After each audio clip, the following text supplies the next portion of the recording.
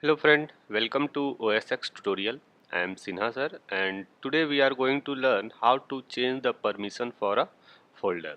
So in case you have some folders, sometime it may be possible that you will find whenever you are trying to open the folder it's not opening. In that case just select the folder, press Command I on your keyboard. You will see that it will show you folder name info.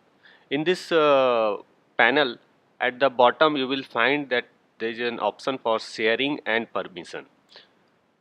Here if you want to change the permission of any of your user, like here you can see for the user bricks it's showing read only. It means I cannot make any file folder inside this folder, I can only read the folder. So if we want we can just change it to read and write, that's okay. After that you will be able to read or write anything on this inside the folder, but sometime it may be possible that you will not have this bricks option, or whatever user you are using is not available on this menu. So in that case you can use this plus sign, and from here you will see a list of all the users. Just select it. After selection you will see that the option will come here, and after that you can change the permissions.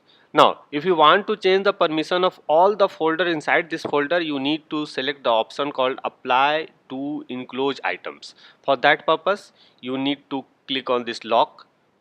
To open, just you need to type the password, type your password, and you will see that now you can click on apply to enclosed folder. When you will click on this, the system will ask whether you want to do it or not.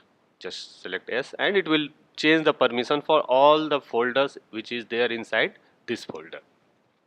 So this is how you can change the permission for any folder. If you are not able to read or write any folder, just open the recording or the folder name info, and after that you will be able to change the permission for that folder. So that's all for this tutorial. Please keep watching our tutorials to learn more about different technologies, and do not forget to subscribe to our channel. Thank you.